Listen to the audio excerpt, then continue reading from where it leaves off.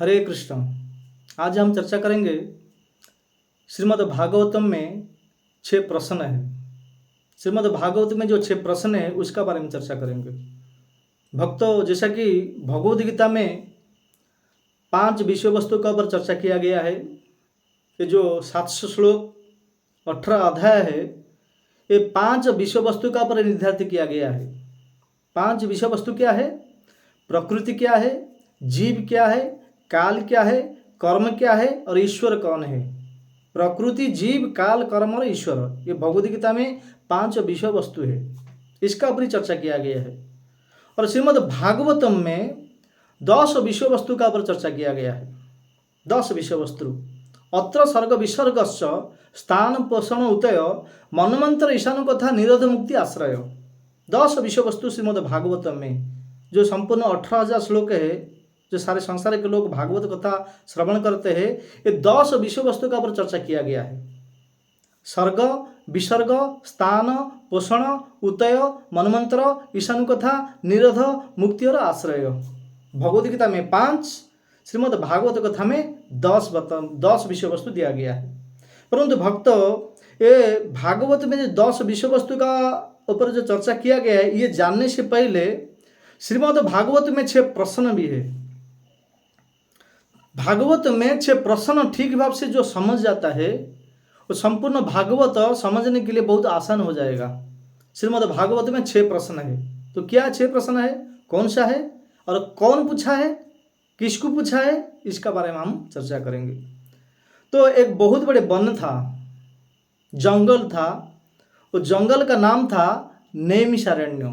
ध्यान देके सुनिए, जंगल का नाम क्या था? नैमिषारण्य। तो इसमें प्रश्न उठता है, जंगल का नाम नैमिषारण्य क्यों पड़ा? जैसा कि दंडकारण्य, भगवान रामचंद्र, श्री रामचंद्र 14 साल तक थे कौन सा जंगल में? दंडकारण्य जंगल में थे।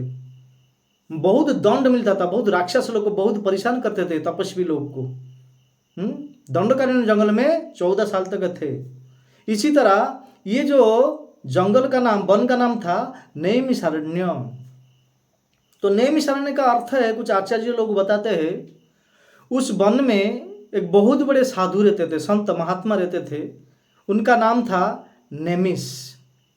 नेमिष नाम का एक बहुत बड़े ऋषि रहते थे, तपस्या किए थे, बहुत कठोर तपस्या किए थे। इसीलिए उस वन का नाम नैमिषारण्य पड़ा। और कुछ आचार्य कुछ कहते हैं कि उस जंगल में नेमिष नामक बहुत सारे बहुत बड़े बड़े वृक्ष रहता था। यह नीम पेड़ नहीं है, नीम का वृक्ष नहीं है, नेमिष नाम का बहुत बहुत बड़े बड़े वृक्ष रहता था उस जंगल में। इसीलिए उस जगह का नाम, उस वन का नाम नैमिषारण्य पड़ा। और उस नैमिषारण्य वन में बहुत सारे ऋषि एकत्रित हुए थे। क्यों? कितना ऋषि थे? 88,000 ऋषि, 80,000 88,000 ऋषि एकत्रित हुए थे। किस लिए? ना बहुत बड़े एक यज्ञ अनुष्ठान करने के लिए, बहुत बड़े यज्ञ अनुष्ठान प्रारंभ करने के लिए बहुत सारे ऋषि एकत्रित हुए थे, बड़े बड़े ऋषि एकत्रित हुए थे। और कितना साल तक? ना 1000 वर्ष तक, 1000 साल तक वहां पे बहुत बड़े यज्ञ का अनुष्ठान करने के लिए एकत्रित हुए थे। तो वेद व्यास एक श्लोक में लिखते हैं, नैमिषे निमिषे क्षेत्रे ऋषयो शनकादय सत्रम स्वर्गाय लोकाय सहस्र सममासित। वेद व्यास लिखते हैं, नैमिषे निमिषे क्षेत्रे, एक नैमिषारण्य का एक वन था। उस क्षेत्र में बहुत सारे ऋषि एकत्रित हुए थे, 88,000 ऋषि। क्यों एकत्रित हुए थे? 17 स्वर्गाय लोकाय सहस्र सममासित। 1000 वर्ष तक, सहस्र का अर्थ है 1000 वर्ष तक एक बहुत बड़े यज्ञ अनुष्ठान करने के लिए एकत्रित हुए थे। तो यज्ञ का अर्थ क्या है? कुछ लोग यज्ञ कुछ करते हैं, यज्ञ भी बहुत प्रकार का है। घृत यज्ञ है, अर्ण यज्ञ है, ज्ञान यज्ञ है, नाम यज्ञ है, राष्ट्रीय यज्ञ है, अश्वमेध यज्ञ है। ऐसा बहुत सारे के यज्ञ होता है। यज्ञ का अर्थ क्या है? यज्ञ का अर्थ है भगवान विष्णु को प्रसन्न करना, भगवान श्री नारायण, लक्ष्मी नारायण को प्रसन्न करना।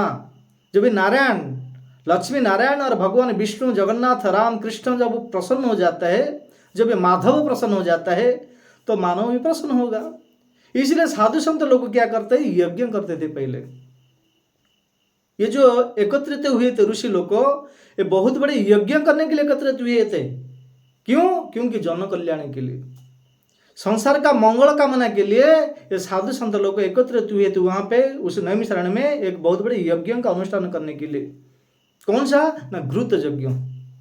जो घी है ना, आज का डेट में तो हम लोग को खाने के लिए घी नहीं मिलता है, जो कुछ मिलता है वो सब नकली है। और ऊपर लिखा रहता है, एडवर्टाइज में बताते हैं कि 100% असील है, परंतु 100% नकली रहता है। पहले ऐसा नकली नहीं रहता था, बहुत शुद्ध अच्छा घी रहता था, ओरिजिनल रहता था। घृत यज्ञ करने के लिए वो ऋषि मुनि लोग को जंगल में एकत्रित हुए थे 1000 वर्ष तक यज्ञ करने के लिए। यज्ञ कर रहे थे, कुछ दिन हो गया यज्ञ कर रहे थे। बाद में क्या हुआ कि उस वक्त एक संत महात्मा उस स्थान में पधारे। उन संत का नाम था सूद गोस्वामी। सूद गोस्वामी का, सूद का अर्थ है कि उनका टाइटल है, सरनेम है। उनका नाम था उग्र सभासूत। जो लोमहर्षण के पुत्र थे, उग्र सभासूत थे, उस स्थान में पधारे आए। ये लोग यज्ञ किए थे, यज्ञ कर रहे थे, और सुबह ब्रह्म मुहूर्त में उठकर यज्ञ संपन्न किए कर लिए थे। तो उस वक्त आए तो वेद व्यास और एक श्लोक में लिखते हैं, नेक्स्ट श्लोक में, तो एकदा मुनय प्रात हुत हुत ज्ञाय सत्कृतम सूतम आसीनम प्रपच्छुदम आदरतः। तो एकदा, एकदा का अर्थ है एक दिन। ये लोग को प्रात हुत हुत ज्ञाय, प्रात माने सुबह, सुबह का समय में ब्रह्म मुहूर्त में उठ के, साधु संत जो लोग होते हैं ना, वो ब्रह्म मुहूर्त उठते। हम लोग तो बहुत लेट उठते हैं, सूर्य उदय का बाद उठते हैं। सूर्य उदय होने से पहले 1.5 घंटा पूर्व को उसको कहते हैं ब्रह्म मुहूर्त। ब्रह्म मुहूर्त कुछ लोग जानते नहीं, ब्रह्म मुहूर्त क्या होता है। ब्रह्म मुहूर्त का है सुबह का समय, सूर्य उदय होने से पहले 1.5 घंटा पूर्व को उसको कहते हैं ब्रह्म मुहूर्त। इसका मतलब है 4:30 बजे, 4-4:30 बजे वो ब्रह्म मुहूर्त रहता है।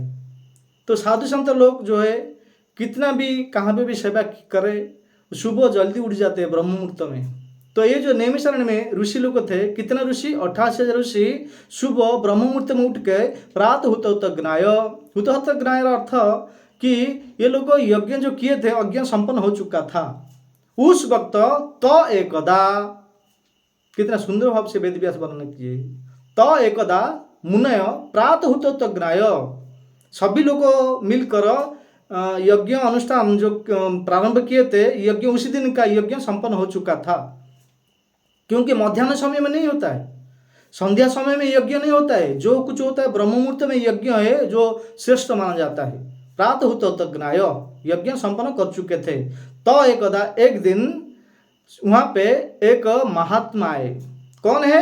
सत्कृतम सूतम, सूत गोस्वामी, उग्र सभासूत उस स्थान में पधारे।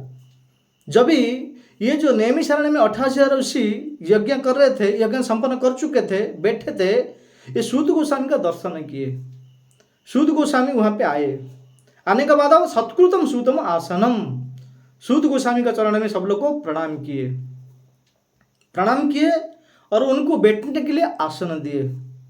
ये देखो पहले कितने संस्कार था, प्रत्येक लोगों के पास संस्कार था, नियम नीति पद्धति जानते थे। आज का डेट में संस्कार कुछ नहीं है। भगवद गीता में भगवान कहते हैं, अर्जुन कहते हैं, तद्विधि प्रणिपातेन परिप्रश्नेन सेवया उपदीक्षन्ति ते ज्ञानम ज्ञानिना तत्वदर्शिन। भगवान वासुदेव श्री कृष्ण भी कहते हैं अर्जुन को, हे अर्जुन तद्विधि प्रणिपातेन, तुम गुरु के पास जाओ। और कैसा है? गुरु के पास जाके प्रणिपात होना चाहिए, विनम्रता पूर्वक, नम्रता पूर्वक उनसे जिज्ञासा करना चाहिए। तुम गुरु के पास जाओ, वो गुरुदेव से जिज्ञासा करो, कुछ प्रश्न पूछो। प्रश्न पूछने से वो जो गुरुदेव है वो विभिन्न प्रकार का अध्यात्म का बारे में तुमको ज्ञान प्रदान करेंगे। गुरु के पास जाओ, उनसे जिज्ञासा करो, कोई स्वरूप सिद्धि व्यक्ति तुम्हें ज्ञान प्रदान कर सकते हैं। क्यों? क्योंकि वो सत्य का दर्शन किए हैं, सत्य का बारे में जानते हैं, धर्म क्या है, नियम क्या है, अन्याय क्या है, अत्याचार क्या है, भ्रष्टाचार क्या है, भक्ति क्या है, सब कुछ कौन जानते हैं? जो श्रेष्ठ गुरुदेव है वही जानते हैं। इसीलिए तद्विधि प्रणिपात है ना, प्रणिपात हो जाओ। हाँ, विनम्रता पूर्वक उनसे प्रश्न पूछो, जिज्ञासा करो। इसी तरह ये जो नैमिषारण्य में जब सूत गोस्वामी आए, हाँ, उनका चरण में दंडवत प्रणाम किए, विनम्रता पूर्वक उनको प्रणाम किए। सत्कृतम सूतम आसनम, आसन दिए उनको। बहुत बड़े एक बट वृक्ष था, वो बट वृक्ष का नीचे एक आसन डाले, उस आसन में सूत गोस्वामी को बिठाए। सूत गोस्वामी जब बैठ गए तो बाद में इदम आदरत प्रपच्छु इदम आदरत, आदर के साथ प्रश्न पूछे। देखो कितना आदर, प्रपच्छु इदम आदरत, इसका अर्थ क्या है? प्रपच्छु का अर्थ है जिज्ञासा, पूछना। कैसा पूछना है? प्रपच्छु इदम आदरत, आदर के सहित है प्रश्न पूछे। तो कौन सा प्रश्न पूछे? 6 प्रश्न पूछे, 6 प्रश्न। और ये भक्तों, ये 6 प्रश्न का अंदर ही संपूर्ण भागवत निर्धारित है। ये जो 6 प्रश्न ठीक भाव से समझ गया, संपूर्ण भागवत जो भी पढ़ेगा ठीक भाव से, बहुत सरल भाव से वो समझ जाएगा, कुछ भी संशय नहीं। तो आइए कौन सा वो प्रश्न पूछे थे? कौन पूछे थे? नैमिषारण्य में जो 28,000 ऋषि बैठे थे, जो यज्ञों के लिए बैठे थे। बाद में ये जो नैमिषारण्य के ऋषि लोग को सोचे कि हम लोग ये घृत यज्ञ बंद कर देंगे, क्योंकि हमारे सामने इतना बड़े बड़े प्रवक्ता, हाँ, स्वयं सूत गोस्वामी यहाँ पे आए हैं, जो कि सुखदेव गोस्वामी के शिष्य है। जब भी परीक्षित महाराज को श्रीमद् भागवत कथा सुना रहे थे सुखदेव गोस्वामी, उस वक्त सूत गोस्वामी वहाँ पे मौजूद थे, उपस्थित थे। सूत गोस्वामी भी संपूर्ण भागवत कथा श्रवण किए थे। और सब लोग जानते थे ये जो सूत गोस्वामी भागवत के बहुत बड़े प्रणेता, बहुत बड़े प्रवक्ता, बहुत बड़े ज्ञानी पंडित विद्वान है।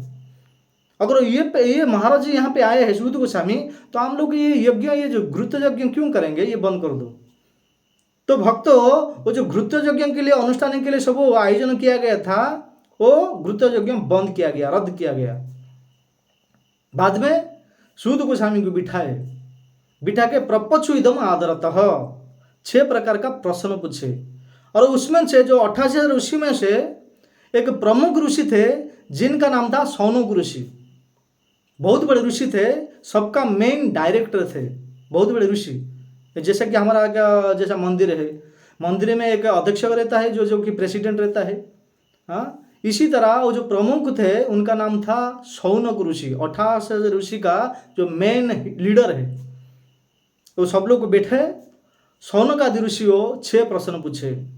तो 6 प्रश्न ध्यान देके सुनिए, जिसका पास फाइल है, कागज है, पेन है, लिख के रखिए, कभी काम आएगा।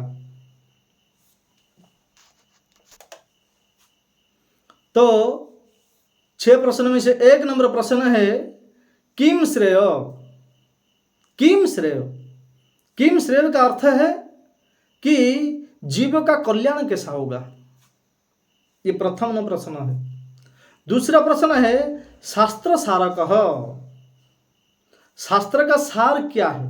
हे सूत गोस्वामी, शास्त्र का सार क्या है? ध्यान देके सुनिए। प्रथम प्रश्न क्या पूछे कि किम श्रेय, जीव का कल्याण कैसा होगा। शास्त्र सारक, तो शास्त्र का सार क्या है, सूत गोस्वामी को बताइए। 3 नंबर है कि स्वअवतारम प्रयोजनम, भगवान जो अवतार लेते हैं उनका प्रयोजन क्या है, उनका मकसद क्या है, उनका लक्ष्य क्या है, वो क्यों अवतार लेते हैं। स्वअवतारम प्रयोजनम, अवतार क्यों लेते हैं। 4 नंबर प्रश्न है किम कर्मम, भगवान आके कौन सा ऐसा कर्म करते हैं।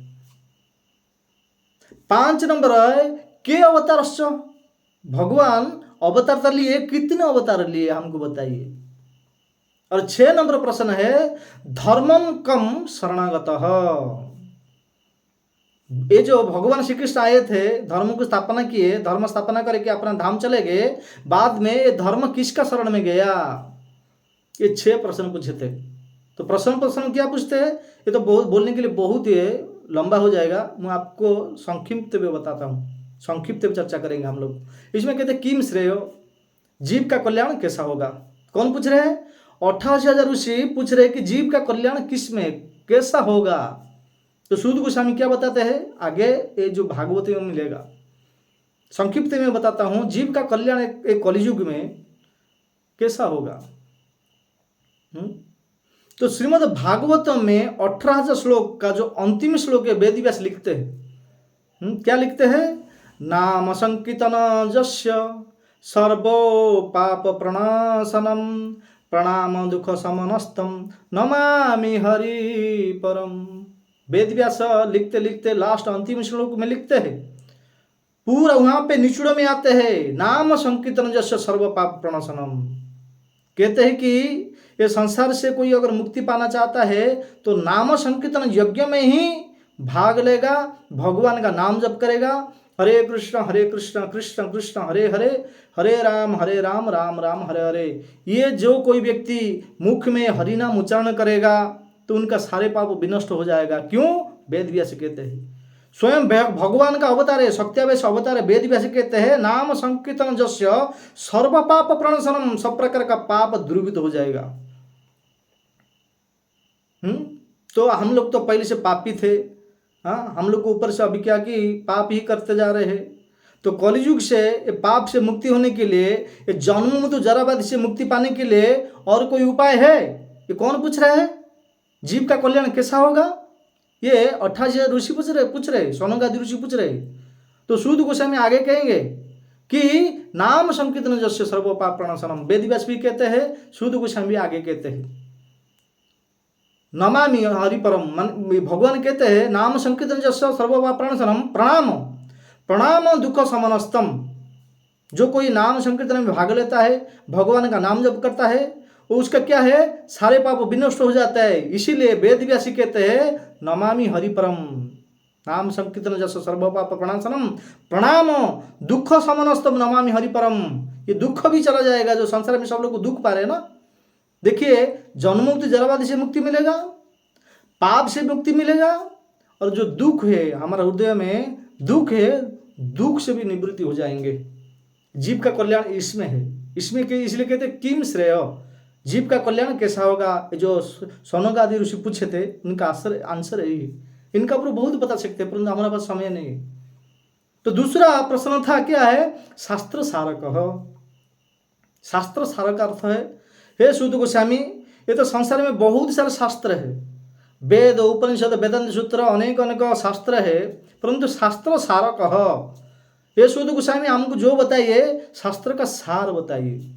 शास्त्र का निचड़ा हुआ जो तत्व ज्ञान, जो फिलोसॉफी है, तत्व है, वो हमको बताइए। भक्तों, शास्त्र का सार क्या है? शास्त्र का सार है जीवन स्वरूप है नित्य कृष्ण दास। ये शास्त्र का सार है। चैत्र महाप्रभु बताया। चैत्र महाप्रभु इसलिए तो आए थे। हाँ, जीव का कल्याण कैसा होगा? प्रथम प्रश्न में क्या पूछे थे सोनगादि ऋषि? जीव का कल्याण कैसा होगा ना? भगवान का हरिनाम से, हरिनाम के बिना और कुछ नहीं हो सकता है। हरे नाम हरे नाम एवं केवलम कलो नास्ते व गतिर्न था। हरिनाम बिना और उधर किसी जीव का नहीं हो सकता है। और शास्त्र सारक, शास्त्र सार का अर्थ है हमारा स्वरूप है नित्य कृष्ण का दास है। दास का कार्य क्या है? मालिक का सेवा करना। हम भगवान का दास है, भगवान श्री कृष्ण हमारा मालिक है, हम उनका सेवा करना, यही भक्ति है। भक्ति करना शास्त्र का सार है भक्ति। जैन केन प्रकरण मन कृष्ण निवेशयत। जैसा भी जो भी शास्त्र पढ़ो, कैसा भी हो, परंतु भगवान का शरणागत हो जाए। जो भागवत, श्रीमद् भागवत कथा क्या है? ये भक्ति का सार है। निगम कल्पतर गलितम फलम सुखम मुखाद द्रव संहितम पीवतम भागवतम रसायनम मुहूर रसिका भूमि भावुका। ये भागवत होता है भक्ति का सार कथा है। शास्त्र का सार है श्रीमद् भागवत कथा। जो व्यक्ति शास्त्र पढ़ता है, सुनता है श्रीमद् भागवत कथा, वो तो भक्त बन जाएगा।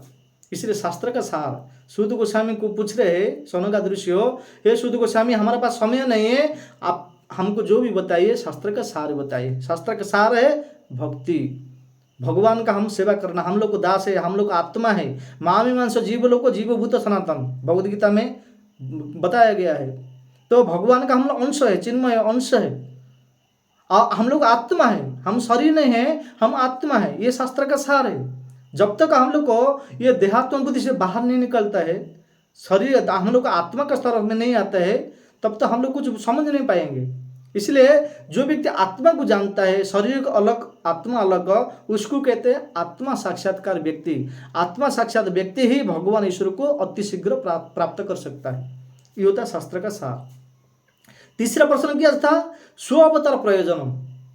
स्व अवतारम प्रयोजन, भगवान जो अवतार लेते हैं इनका क्या प्रयोजन रहता है, किस कारण से आते हैं भगवान, उनका मकसद क्या, उनका लक्ष्य क्या है, क्यों आते हैं? हाँ, स्व अवतारम प्रयोजन, प्रयोजन का अर्थ है क्यों आते हैं, क्या कारण है भगवान आने का। तो हम लोग तो भगवद गीता में पढ़ते हैं, यदा यदा हि धर्मस्य ग्लानिर्भवति भारत अभ्युत्थानं धर्मस्य तदात्मानं सृजाम्यहं परित्राणाय साधूनां विनाशाय च दुष्कृतं धर्म संस्थापनार्थाय संभवामि जुगे जुगे। भगवद गीता में हम लोग ये जो प्रसिद्ध श्लोक है ना, हम लोग को सुनते हैं, यदा यदा हि धर्मस्य ग्लानिर्भवति भारत, जब और जहाँ पर धर्म का ग्लानि होता है, ह्रास होता है, तब मैं प्रकट होता हूँ। किस लिए ना? परित्राणाय साधूनां, साधु लोग को प्रेरणा देने के लिए, साधु लोग को आनंद प्रदान करने के लिए मैं प्रत्येक युग में आता हूँ। और विनाशाय च दुष्कृताम, जो साधु संत महात्मा लोग को जो परेशान करता है, जो कष्ट पहुंचाता है, जो दंड देता है, कौन दंड देता है? जो राक्षस लोग है। ऐसे राक्षस लोग को मैं विनाश करने के लिए आता हूँ। विनाशाय च दुष्कृताम, ऐसे राक्षस लोग का वध करने के लिए, साधु संत को भक्तों को आनंद प्रदान करने के लिए, और धर्म का जब ह्रास हो जाता है, धर्म को फिर से स्थापना करने के लिए, धर्म संस्थापनार्थाय, जब भी धर्म का ज्ञानी होता है, ह्रास हो जाता है, फिर से मैं धर्म को स्थापना करने के लिए प्रत्येक युग में प्रकट होता हूँ। भगवद गीता में बताया गया है। हाँ, तो इसका अर्थ है, इसका ये जो स्व अवतार प्रयोजन, भगवान इसलिए आते हैं, केवल भक्तों के लिए आते हैं। ये राक्षस लोग को, अगर भगवान राक्षस लोग को मारना है, राक्षस लोग के लिए नहीं आते हैं। भगवान चाहेंगे ऊपर वैकुंठ धाम में बैठ बैठ के एक इशारा मात्र से सारे राक्षसों को वध कर सकते हैं। भगवान का पास ऐसा सामर्थ्य है, परंतु भगवान इस धराधाम में आते हैं, ऊपर से यहाँ पे आते हैं। इसका कारण है कि भक्तों के लिए आते हैं, भक्तों को आनंद प्रदान करने के लिए, भक्तों को अलग अलग सुंदर भाव से प्रेरणा देने के लिए, केवल भक्त के लिए आते हैं। किस लिए? क्योंकि भक्त जो होते हैं भगवान का प्राण होते हैं। हमारा नरोत्तम दास ठाकुर एक वैष्णव भजन में गीत गाते हैं, तुम्हारा हृदय सदा गोविंद विश्राम, गोविंद कहे न मोर वैष्णव पराण।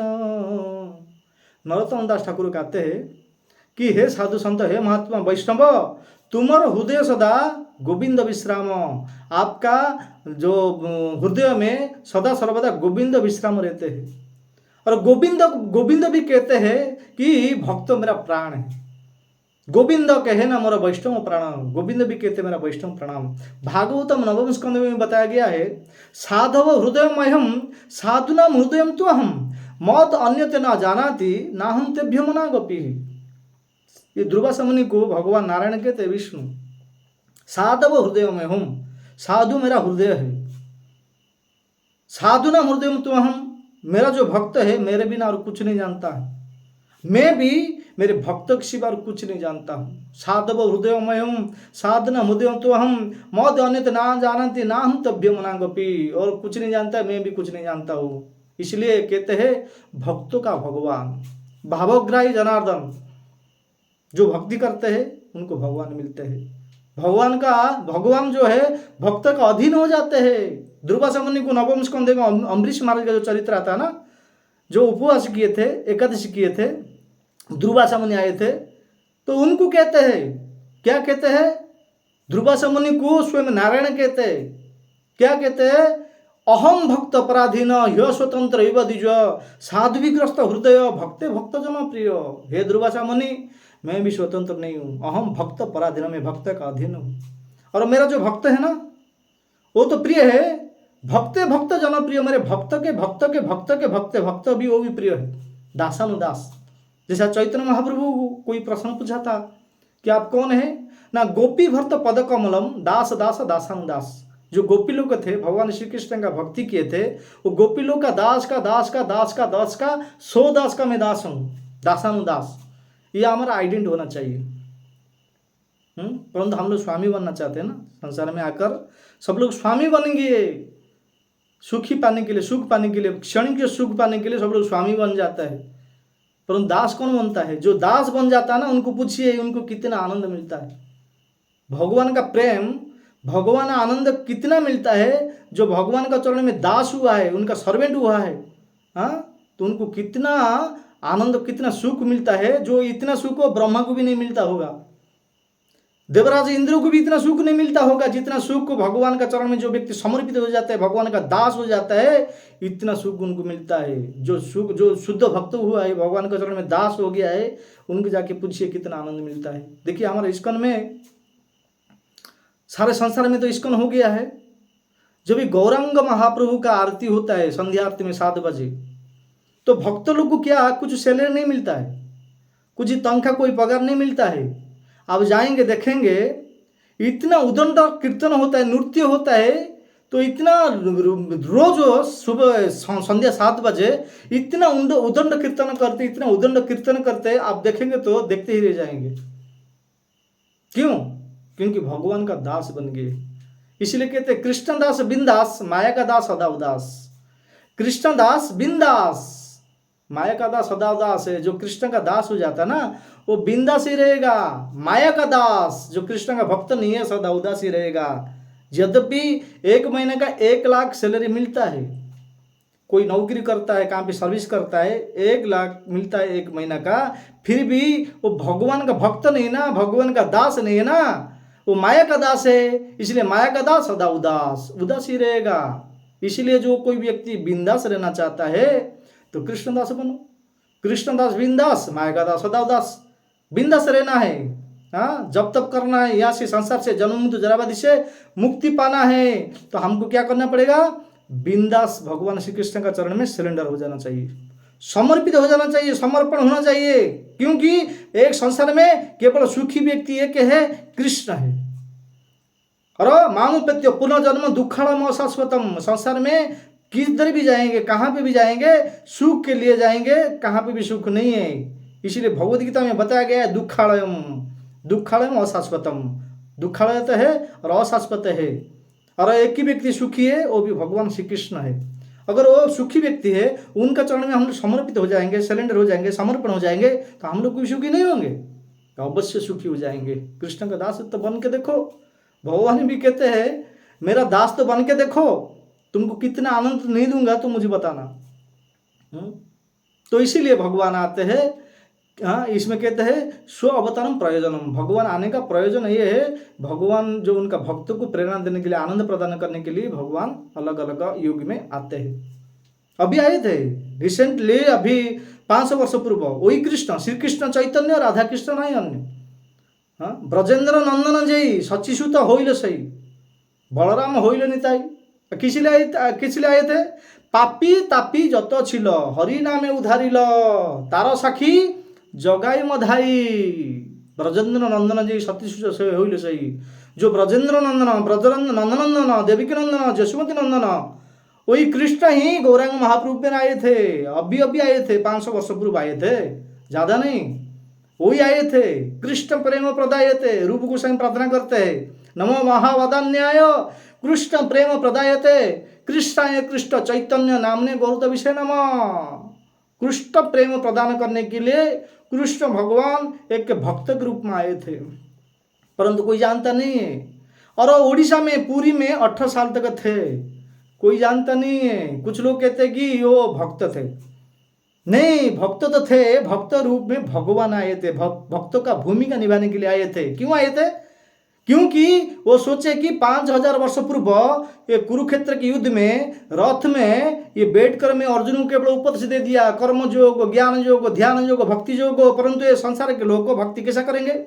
प्रायण अल्पायुष सभ्य कलस्मिन जुगे जना मंदा सुमंदा मंत्रियों मंद भाग्य हो भद्रता। आयु कम, बुद्धि कम, सब कुछ कम है, ये लोग भक्ति कैसे करेंगे? वही ब्रजेंद्र श्री कृष्ण ही चैतन्य महाप्रभु के रूप में आए और सारे संसार में हरि नाम का प्रचार किए। हरे कृष्ण कृष्ण कृष्ण हरे हरे, हरे राम राम राम हरे हरे। उन्होंने ही प्रचार किए सारे संसार में, और सारे संसार में उन्होंने प्रचार किए थे। उनका जो प्रतिनिधि है बहुत बड़े एक शुद्ध भक्त है जिनका नाम श्री भक्ति वेदांत स्वामी श्रील प्रभुपाद 1965 में 1965 मसीहा में यूएसए अमेरिका गए थे, सारे संसार में प्रचार किए। आज का डेट में लाखों संख्या में भक्त बन रहे हैं। क्यों? चैतन्य महाप्रभु का वाणी पृथ्वीते अच्छी जत नगर आदि ग्राम सर्वत्र प्रचार हो मोर नाम, चैतन्य महाप्रभु बताए थे, इसलिए सारी जगह में हो रहा है। तो अगर आप भी नहीं आ रहे हैं तो आइए, इस इस्कॉन में आइए, जप कीजिए, भगवान का प्रसाद पाइए, भगवान का हरि कथा श्रवण कीजिए, तो अभी हम जान सकते हैं कि भगवान कौन है। अतः श्री कृष्ण नामादि ना भवति ग्राह्य इंद्रिया सेवा मुखाई जीवाद स्वयं अवस्वरत्वद। हमारे इंद्रियों के द्वारा हम लोग भगवान को नहीं समझ सकते हैं जब तक हमारा जीवा में प्रसाद नहीं लगेगा। अतः श्री कृष्ण नामादि न भवति ग्राह्य इंद्रिया, हमारे जो 5 कर्म इंद्रिया 5 ज्ञान इंद्रिया का द्वारा हम लोग भगवान को नहीं समझ सकते हैं जब तक हमारा जीवा में प्रसाद नहीं आता है, भगवान का सेवा नहीं करते, भगवान को नहीं समझ पाते। तो हमारे यहाँ पे सेवा मिलता है, प्रसाद भी मिलता है, भगवान का हरि कथा श्रवण करने के लिए मिलता है, जप करने के लिए समय मिलता है, सब कुछ मिलता है। बिंदास रहेंगे, हाँ, इसमें उदास छोड़ के बिंदास रहने का कोई चाहता है तो इसमें ज्वाइन करना चाहिए था। तो ये 3 नंबर प्रश्न था कि स्व अवतारम प्रयोजनम, भगवान इसलिए आते हैं भक्तों को आनंद देने के लिए। तो 4 नंबर प्रश्न था कि कर्मम किम कर्मम, भगवान कितना कौन सा क्या कर्म करते हैं, भगवान क्या कर्म करते हैं। अलौकिक 2 प्रकार का है, एक लौकिक एक अलौकिक कर्म करते हैं। लौकिक मतलब जो साधारण व्यक्ति है वो लौकिक कर्म करते हैं, जो भगवान होते हैं अलौकिक कार्य करते हैं। उसको कैसे समझेंगे? जैसे कि भगवान श्री कृष्ण आज से 5000 वर्ष पूर्व आए थे हमारा वृंदावन में, मथुरा में आए थे। जब देवराज इंद्र ये जो कार्तिक महीना में गिरिराज गोवर्धन पूजा होता है ना, हाँ, कार्तिक महीना में होता है। तो जब देवराज इंद्र का यज्ञ बंद किया गया तो 7 दिन 7 रात तक इतना मुसलधार से बारिश किया, इतना वर्षा हुआ, पूरा ब्रज में प्रलय हो गया, केवल पानी पानी हो गया। सब लोग त्राहिमाम त्राहिमाम सब बोले कृष्ण बचाओ कृष्ण बचाओ। तभी सभी लोग ब्रजवासी लोग कृष्ण का शरण हो गए, कृष्ण का चरण में आगे बचाओ हमको बचाओ। तो भगवान श्री कृष्ण के अलौकिक कार्य किया है। कौन सा एक अलौकिक कार्य है ना? 7 साल का बालक, 7 कोस का पहाड़, 7 दिन और 7 रात तक एक कानी अंगुली में, कनिष्ठ अंगुली में उठा कर रखा है। ऐसा कोई है क्या? ये लौकिक होगा और अलौकिक है, लौकिक नहीं है। ऐसा कोई साधारण व्यक्ति नहीं कर सकता है, केवल कृष्ण ही कर सकते हैं। उसको कहते हैं जो कि भगवान होते हैं अलौकिक कार्य करते हैं। इसमें क्या कहते हैं? किम कर्मम, भगवान आके क्या करते हैं, क्या कर्म करते हैं? यही कर्म करते हैं। भक्त का रक्षा करने के लिए एक उंगली में 7 दिन तक 7 रात तक उठा के रखे, उसको कहते हैं भगवान। अलौकिक कार्य किए। और एक अलौकिक कार्य क्या है जो कि भागवत में 10वें स्कंद में आता है एक कथा। जब कृष्ण और बलराम गुरु के पास गए थे शिक्षा प्राप्त करने के लिए, उनका गुरुदेव कौन थे? संदीपनी मुनि महाराज, जो उज्जैन है, मध्य प्रदेश में एक उज्जैन है। उज्जैन में संदीपनी महाराज का एक बहुत बड़ा आश्रम अभी है। जो व्यक्ति गया नहीं जाके दर्शन करके आइए। कृष्ण बलराम सुदामा वही भी पढ़ाई किए हैं, हम गए थे। जब उधर गए कृष्ण बलराम विद्या प्राप्त किए, शिक्षा प्राप्त किए, अस्त्र विद्या, शस्त्र विद्या, अनेक प्रकार विद्या 64 दिन में 64 कला सीख लिए थे। बाद में जब विद्या उनका संपन्न हुआ, कृष्ण भगवान गुरुदेव से कहा कि गुरुदेव मैं आपको क्या दक्षिणा दूँ, गुरु दक्षिणा। तो संदीपनी महाराज गुरुदेव ने कहा कि हे कृष्ण, मैं जो कुछ आपको विद्या प्रदान किया है आप ठीक ठीक से उसको पालन करना है, ये मेरे लिए गुरु दक्षिणा होगा। जो कुछ विद्या मैं आज तक दिया है तुमको दोनों को, कृष्ण और बलराम को, जो कुछ विद्या दिया है, अस्त्र विद्या का है, शास्त्र विद्या का है, धनुर्विद्या का है, जो कुछ विद्या प्रदान किया है तुमको, उनको ठीक ठीक से पालन करना ही ये मेरे लिए गुरु दक्षिणा होगा। तो कृष्ण बलराम बोले ठीक है गुरुदेव, ये तो आपका जो भी शिक्षा दिए हम लोग पालन करेंगे, परंतु हमारा इच्छा है और कुछ गुरु दक्षिणा देने के लिए, कुछ गुरु दक्षिणा मांगिए, आप जो मांगेंगे मैं दे दूंगा। तो संदीपनी महाराज बोले कि मैं जो मांगूंगा वो देंगे ना, आप मेरा गुरुदेव मेरा प्राण मांगिए, हाँ मेरा प्राण मांगिए, मैं आपका चरण में प्राण भी दे दूंगा, क्योंकि आप हमारा गुरु है। देखिए कितना निष्ठावान है शिष्य। एक आदर्श शिष्य का योग्यता क्या होता है, भगवान श्री कृष्ण आकर एक आदर्श शिष्य बन रहे हैं, सारे संसार के लोग को कैसा शिष्य बनना चाहिए वो शिक्षा दे रहे हैं। तो बार बार बताए। तो गुरुदेव के जो संदीपनी महाराज के जो धर्मपत्नी थे, उनका पुत्र बहुत दिन से समुद्र ले गया था। एक बार समुद्र में स्नान करने के लिए गए थे संदीपनी महाराज और उनका धर्मपत्नी, उनका पुत्र को कितना 6 साल का या 7 साल हुआ था। समुद्र में एक बार स्नान करने के लिए गए थे, वो स्नान कर रहे थे और कोई राक्षस आया, उस पुत्र को ले गया। बहुत दिन हो गया, 2-3 साल हो गया नहीं। तो बार बार कृष्ण कह रहे कि गुरुदेव मुझे दक्षिणा मांगिए, दक्षिणा मांगिए। तो उनका धर्मपत्नी संदीपनी महाराज को बोले, गुरु माँ बोले कि जो कृष्ण कह रहे बार बार कुछ दक्षिणा मांग रहे, कुछ दक्षिणा दूंगा बोल रहा है, तो मैं सोचा कि कुछ मांग लो। और सब लोग बोल रहे हैं कि कृष्ण भगवान है, ये ब्रज में मथुरा में अलग अलग अलौकिक लीला किया है, बड़े बड़े राक्षसों को वध किया है, वो सब लोग कहते हैं ईश्वर है, परमेश्वर है। तो पतिदेव मेरा एक जिज्ञासा है, कृष्ण कहता है जो कुछ मांगो मैं दूंगा, तो हमारा तो पुत्र नहीं है, 2-3 साल पहले जो हम लोग समुद्र में स्नान के लिए गए थे, राक्षस ले गया है, तो उनको बोलो कृष्ण को हमारा पुत्र लोग को ला के दे सकते हैं क्या। तो संदीपनी को जब उनका धर्मपत्नी बताया, तो संदीपनी मुनि कृष्ण को बताया कि हमारा एक पुत्र था, 2-3 साल से गायब हो गया है, एक राक्षस लोग को कोई आया है, समुद्र में स्नान करने के लिए गए थे, कोई राक्षस ले गया है और उनका जो माँ है बहुत रो रहा है, आप ये कार्य कर सकते हो, वो पुत्र को दे सकते हो। तो कृष्ण भगवान देखिए उसको कहते हैं अलौकिक लीला। कृष्ण भगवान कहते हैं कि हाँ जहाँ पे भी हो पुत्र को ला के दूंगा। यद्यपि ये पुत्र मर चुका था, 2-3 साल से मर चुका था,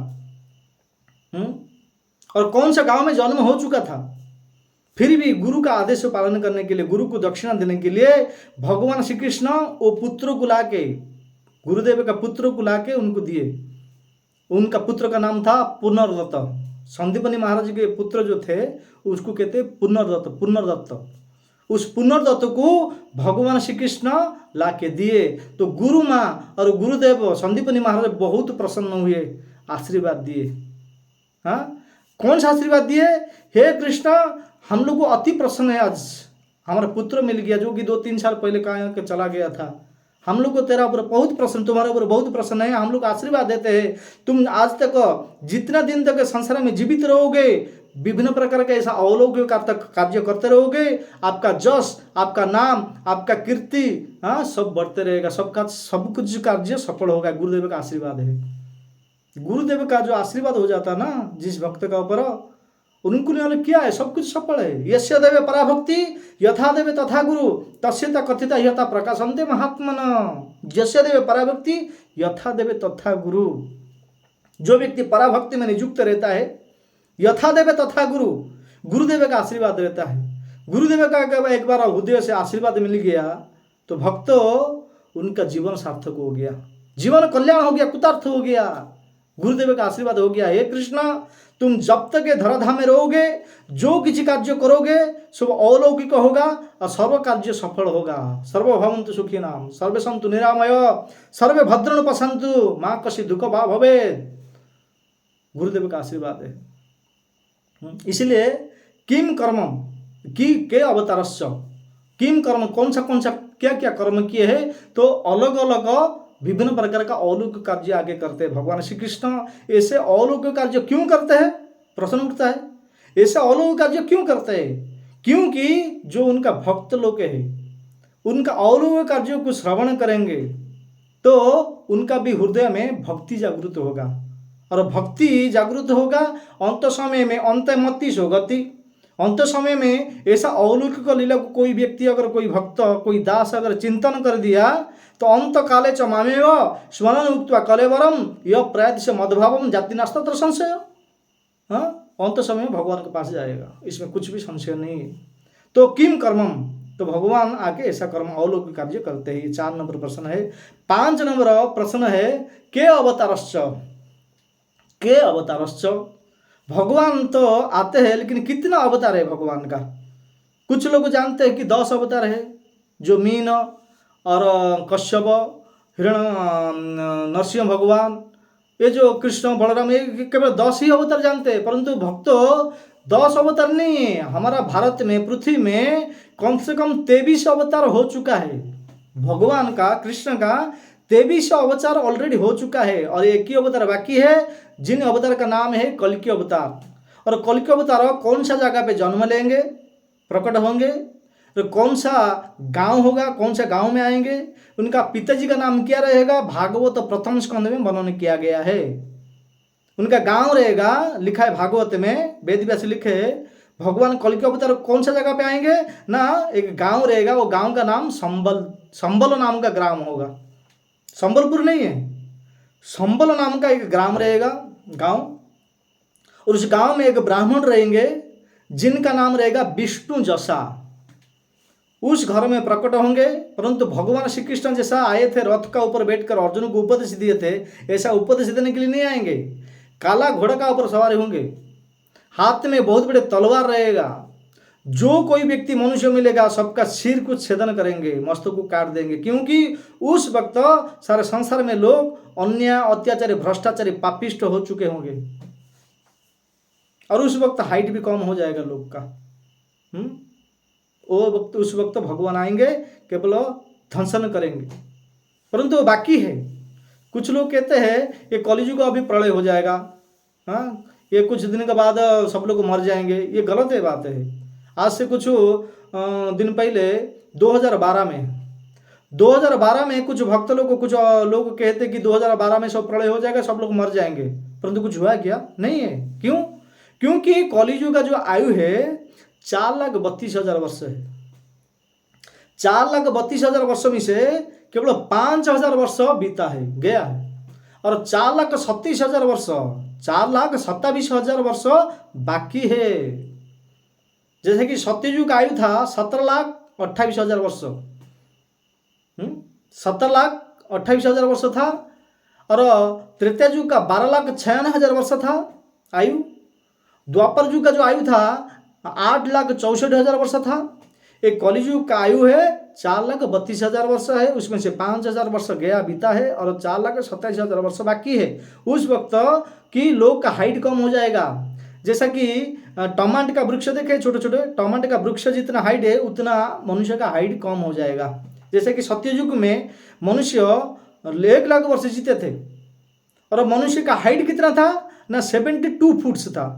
12 इंच में 1 फुट रहता ना, हाँ, तो हमारा जो हाइट कितना है, 5 फुट 7 इंच 8 इंच, या कोई बड़ा व्यक्ति रहेगा तो 6 फुट रहता है। सत्ययुग में जो मनुष्य रहते थे उनका हाइट था 72 फुट, 72 फुट रहता था। बाद में धीरे धीरे कम हो गया, आगे जाकर बहुत कम हो जाएगा। और सत्ययुग में 1,00,000 वर्ष जीते थे। बाद में जब त्रेता युग आया उसमें 0 एक कट हो गया, हाँ, 1,00,000 में से 0 एक कट हो गया तो कितना हो गया कि 10,000 हो गया।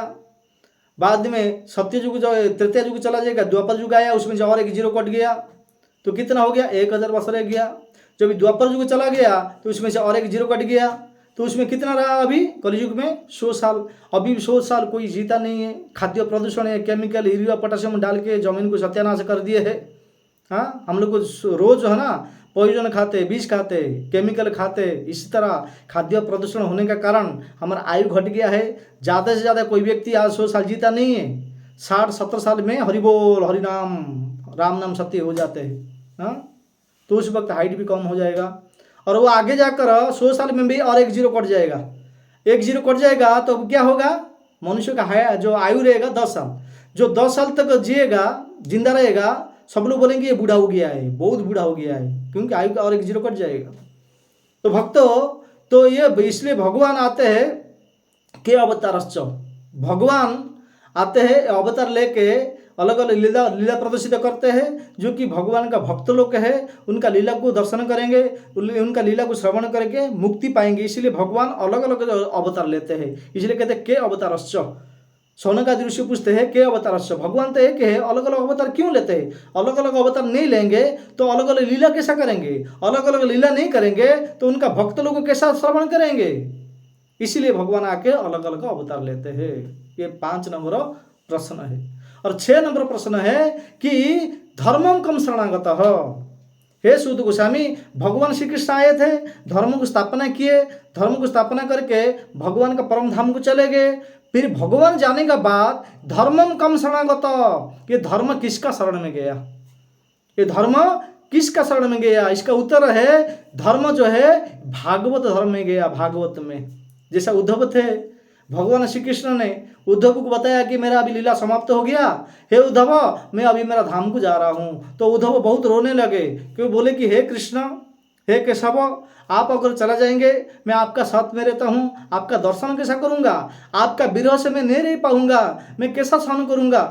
तो कृष्ण भगवान उस वक्त बोले कि हे उद्धव, तुम मुझे जैसा अभी दिख रहा हो, मुझे अभी जैसी तरह मुझे मेरा रूप को दिख रहे हो, उसी तरह दिखोगे। मैं जब भी चला जाऊंगा उसी तरह मुझे देखोगे। कैसा देखोगे? ना भागवत जब भी पढ़ोगे। देखते देखते उद्धव के सामने स्वयं भगवान जो वेद शास्त्र में वहां पे प्रवेश किए, इसीलिए उनका नाम है श्रीमद् भागवत को क्या कहते हैं? स्वयं भगवान का वांग्मय स्वरूप है। ये भागवत और भगवान अभिन्न है। कुछ लोग कहते हैं भगवान दिखते नहीं है, भगवान दिखते नहीं। भागवत क्या है? भगवान तो है ना। भागवत को दर्शन करो, भगवान है। भगवान को दर्शन करने के लिए चर्म चक्षु से नहीं दे सकते हैं, कान का चक्षु से देखना है। इसलिए कान में सदा सर्वदा रोज नित्य प्रतिदिन ये भागवत श्रवण जब भी करेगा, भगवान को दर्शन करेगा। इसीलिए धर्मम कम शरणागत, भगवान अंतिम समय में ये भागवत में ही प्रवेश किए हैं। आज का डेट में कलियुग में स्वयं भगवान रूप में भागवत है। जो व्यक्ति श्रद्धालु है, पूर्व जन्म का सुकृति संस्कार तपस्या पुण्य इकट्ठा जो व्यक्ति किया है, उस व्यक्ति को ही श्रीमद् भागवत का श्रवण करने के लिए मिलेगा, पापी व्यक्ति को नहीं मिलेगा। इसलिए हमारा प्रत्येक इस्कॉन मंदिर में सुबह 1 घंटा श्रीमद् भागवत क्लास होता है। जहाँ पे भी इस्कॉन है वहाँ पे जाइए, 1 घंटा प्रवचन होता है। अलग अलग स्पीकर आते हैं, अलग अलग प्रवक्ता आते हैं, सन्यासी लोग आते हैं, ब्रह्मचारी लोग आते हैं। 1 घंटा प्रवचन, नित्यम भागवत सेवया, नित्य प्रतिदिन 1 घंटा भागवत प्रवचन होता है, वहाँ पे सुनिए। और शाम के समय में कि भगवद गीता का 1 घंटा प्रवचन होता है। सुबह भागवतम, संध्या को भगवद गीता। इसी तरह हम लोग को श्रवण करेंगे तो हम लोग को जान पाएंगे। तो आज का ये प्रवचन में, आज का सत्संग में ये सूत गोस्वामी का जो 6 प्रश्न, शौनकादि ऋषि का ये जो 6 प्रश्न था, ये प्रश्न का पूरा बताया है। इसी तरह ये प्रश्न में 6 प्रश्न में ही संपूर्ण भागवत निर्धारित है। आगे सूत गोस्वामी कहेंगे। और ये जो मैं बताया अभी 6 प्रश्न का ऊपर, आप लोग अगर कुछ जिज्ञासा है, कुछ टिप्पणी है, आप कमेंट से हम लोग को बता सकते हैं। जो कोई व्यक्ति ऐसा हमेशा प्रतिदिन ये प्रवचन सुनना चाहते हैं तो हमारा ये चैनल को सब्सक्राइब कीजिए, ताकि सबसे पहला आपका वीडियो में आपका मोबाइल में आएगा, आप लोग देख सकते हैं। तो इसी तरह अनेक अनेक कथा आते हैं। इतना बोल के मेरा वाणी को विराम देता हूँ। फिर अगले वीडियो में फिर नेक्स्ट अलग टॉपिक पर हम लोग चर्चा करेंगे। धन्यवाद। हरे कृष्ण।